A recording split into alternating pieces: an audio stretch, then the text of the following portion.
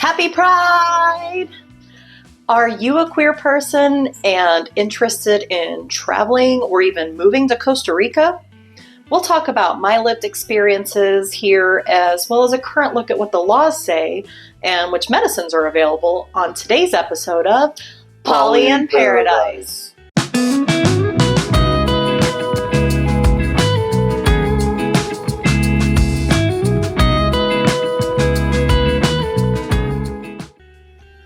The first thing to note is that Brandi is obviously only one person, and her experiences aren't reflective of the complete picture of what it's like to be in Costa Rica as a queer person.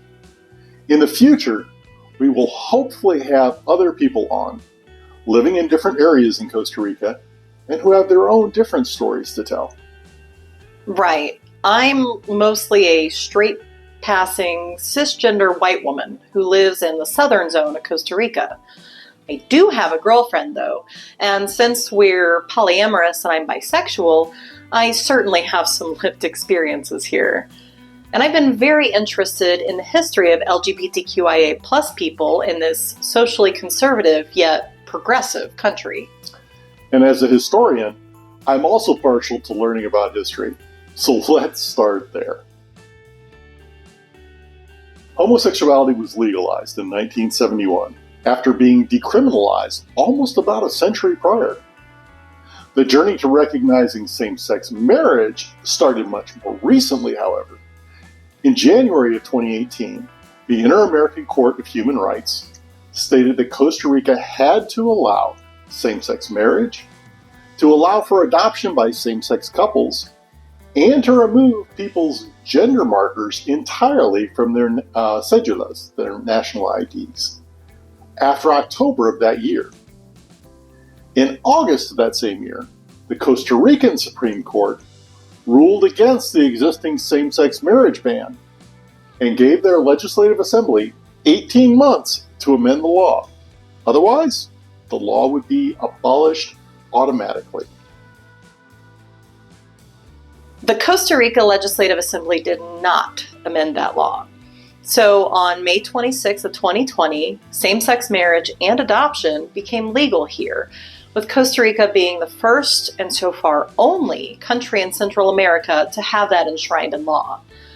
Now, since this occurred during the beginning of COVID, the first mass celebration of this pivotal moment didn't occur until the Pride event in 2022. Former President Carlos Alvarado Quesada was definitely supportive of this change. He even issued a public formal apology to members of the LGBTQIA plus community on July 1st of 2018, where he discussed state violence in the past and how discrimination and violence had continued even after homosexuality was legalized in 1971. President Quesada also referenced the historic Stonewall riots in New York. One notable quote from him in that statement was, quote, "On behalf of the government of the Republic, I ask your forgiveness and I renew my commitment to fight so that this shameful chapter of our history will not be repeated." End quote. He also marched in the Pride Parade the following year with his wife, making him the first Costa Rican president to do so.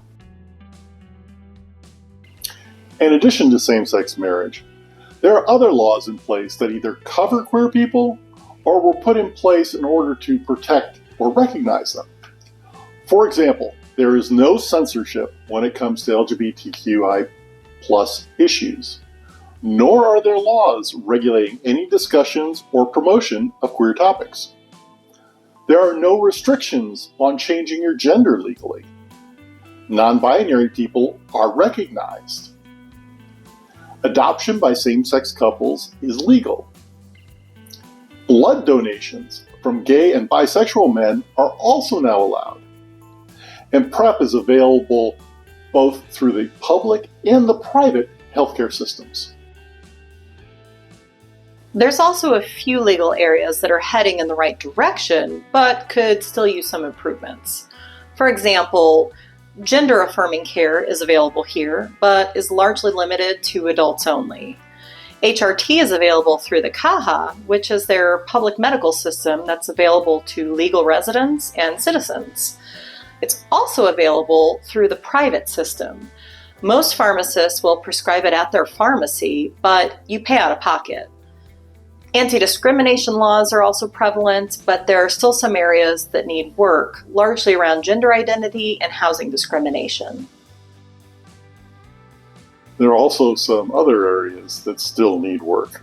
For example, conversion therapy is still not banned, and neither is corrective surgery on intersexed infants. The current, more conservative President Rodrigo Chaves Robles has also reneged on some of his campaign promises to protect LGBTQIA+ residents.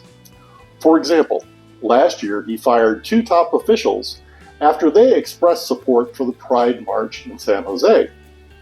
He then also tried to say that the San Jose Pride March wasn't legal. The result of that? More people showed up than in the previous year.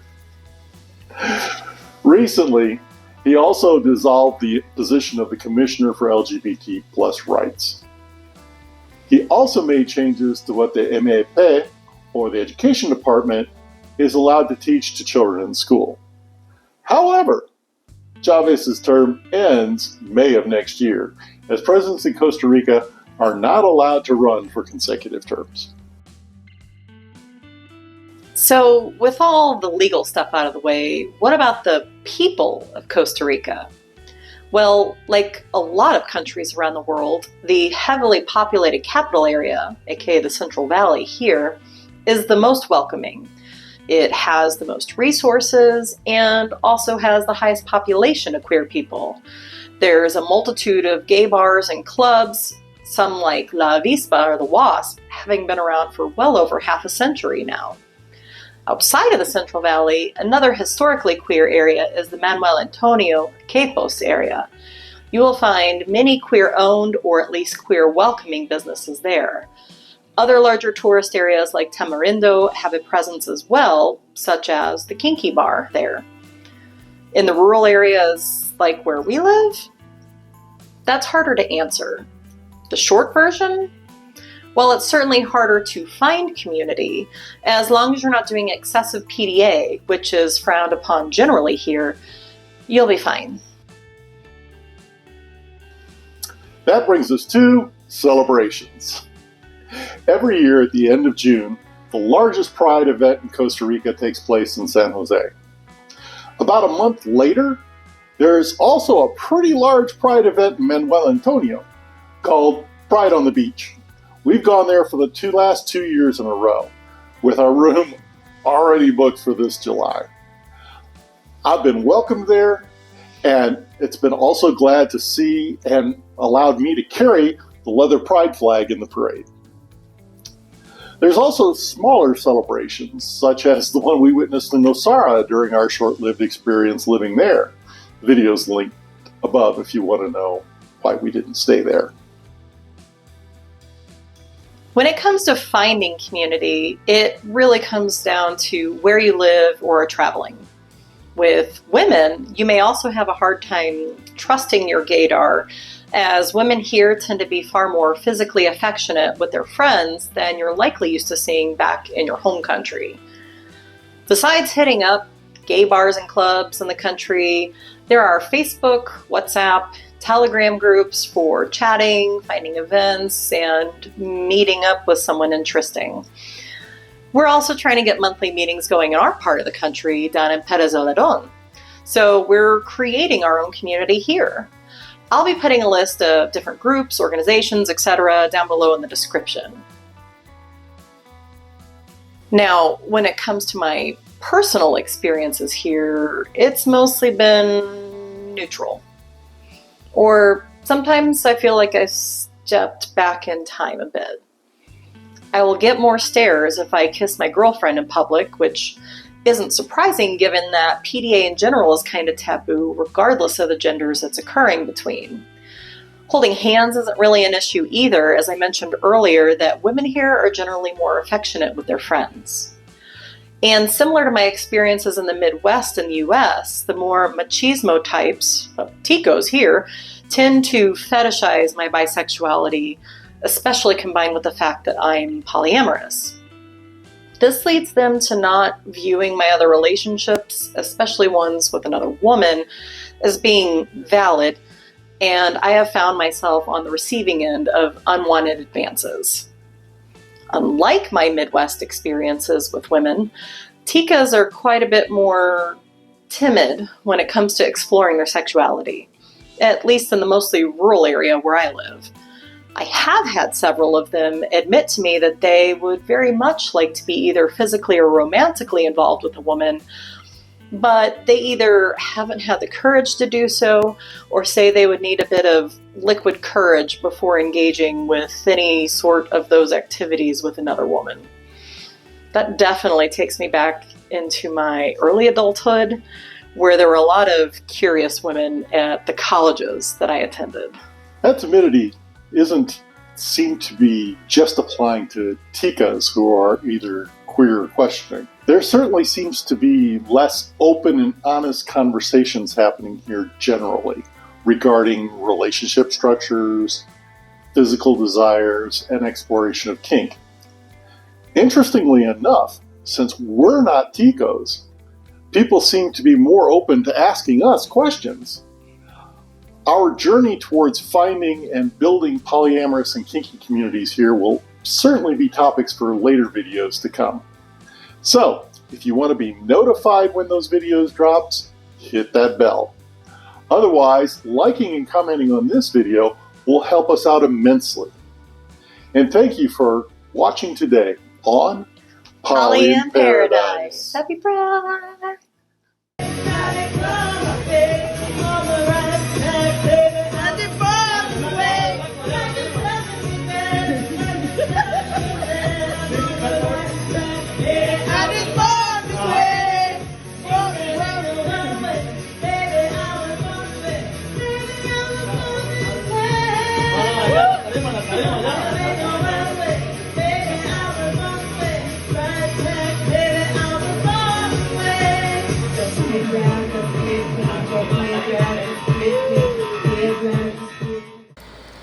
Hi there, YouTube. Hope you're enjoying our content.